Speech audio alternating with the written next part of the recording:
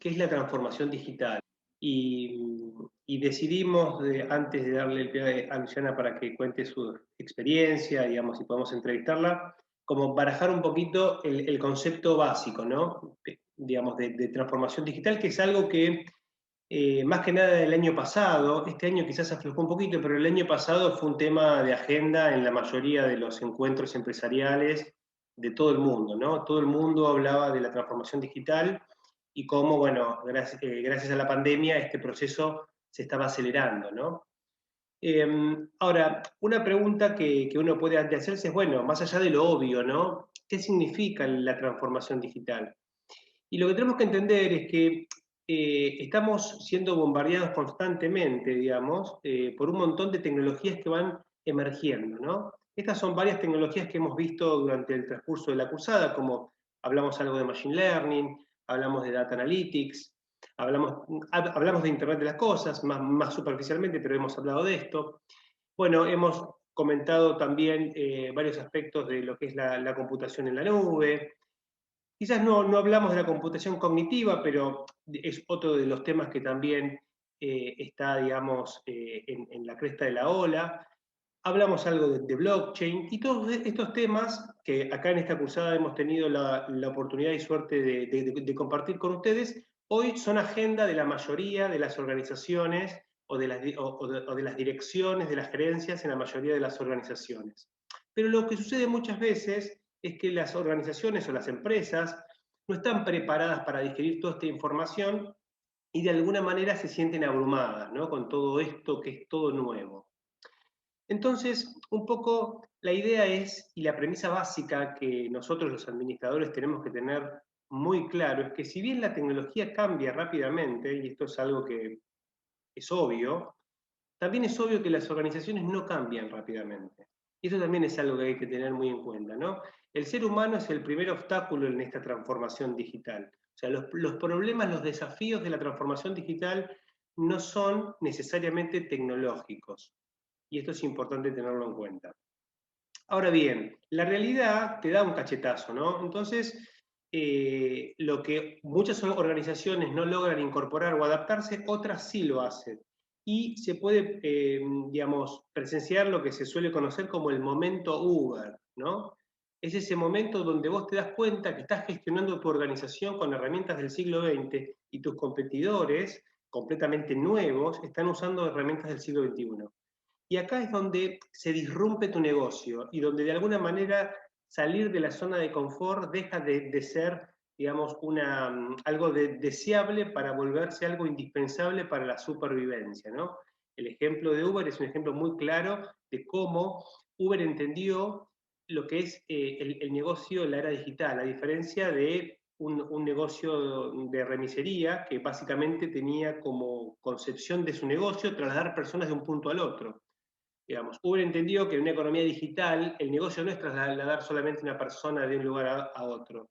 El negocio pasa por toda la experiencia, digamos, de ese traslado, por saber, por tener una previsibilidad de a qué hora te van a venir a buscar, si está en un minuto, si está abajo, a qué hora vas a llegar, cuál va a ser el precio, poder pagar de múltiples maneras, tener una referencia de quién es el chofer al cual vos te estás entregando, etcétera, etcétera, etcétera. Todo eso, digamos, todas estas nuevas eh, habilidades organizacionales son producidas por este nuevo contexto digital.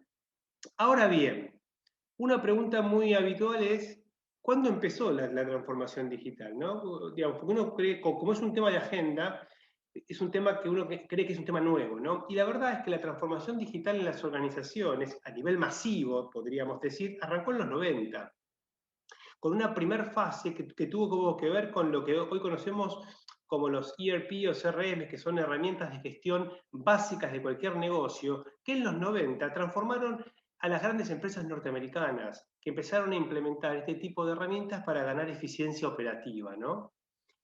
Esa fue la primera fase de la transformación digital, donde muchas organizaciones comenzaron, digamos, a ordenar sus procesos. Actualmente, o en los últimos años, parte de esa transformación tuvo que ver con la migración hacia la nube, es decir, hacia contextos donde la implementación de estas herramientas se hace mucho más asequible y mucho más amigable para las organizaciones. Sin embargo, solo el 28% de las organizaciones más importantes de los Estados Unidos han transitado esta fase con eficacia. Es decir, que hay un gran porcentaje, casi o sea, un 70 y pico por ciento de organizaciones de primer nivel de los Estados Unidos que aún están lidiando con esta fase de la transformación digital. Obviamente que cuando se habla de transformación digital en este contexto, se habla de la actual fase de la transformación digital, que ya no tiene que ver con lograr eficiencias operativas, sino que tiene que ver con lograr nuevas propuestas de valor que generen nuevo revenue, digamos, es decir, buscar nuevas oportunidades.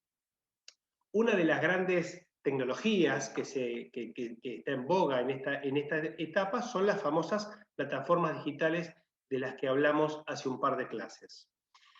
Y hoy por hoy estamos implementando nuevas propuestas de valor, pero ya no sobre plataformas digitales centralizadas, sino sobre plataformas digitales descentralizadas, que tiene que ver un poco con lo que vimos en las últimas clases acerca de blockchain, ¿no? De esto de la Internet del valor, ¿no? Dejamos de compartir solamente información, que es el éxito de las plataformas digitales, y empezamos a compartir valor a partir de estas plataformas y fundamentalmente de lo que es el sector de finanzas descentralizadas, ¿no?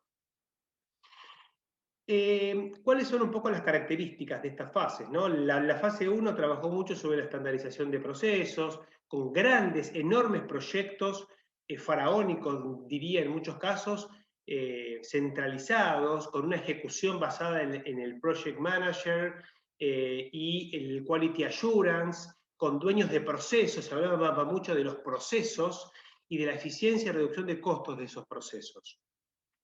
En la fase actual, la cosa cambió, ya no se habla de la estandarización, sino que se habla de una nueva oferta de productos y servicios basadas en las nuevas capacidades digitales. Tampoco se habla de megaproyectos, sino está el concepto de startup, de empezar y con un método lean, ¿no? Como los que vimos en esta materia. Y siempre trabajando ya no con un concepto tan formal, sino mucho más colaborativo y co-creativo, integrando a los usuarios en todo el proceso de desarrollo de producto y trabajando a partir de MVPs con la mejora continua y la iteración.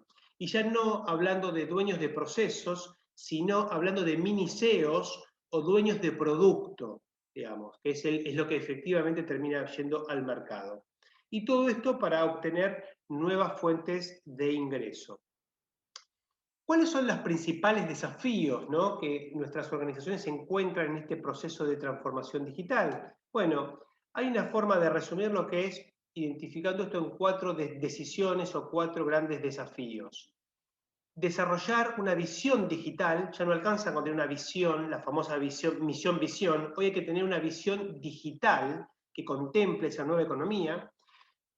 Tomar una decisión estratégica versus si lo que pretendemos es desarrollar producto o basarnos en la experiencia de nuestros clientes. Desarrollar las capacidades digitales que una empresa en estos contextos necesita. Y finalmente repensar la organización de la organización, justamente. En cuanto a lo que es la visión digital, así como en la era .com tener una página web no significaba tener un e-commerce, hoy aplicar tecnología o tener una app no significa que tengo una visión digital. Digamos, necesito mucho más que simplemente usar tecnología. Tengo que entender cómo esta tecnología me permite prestar diferentes productos y servicios y visualizar a mi organización desde esa mirada digital.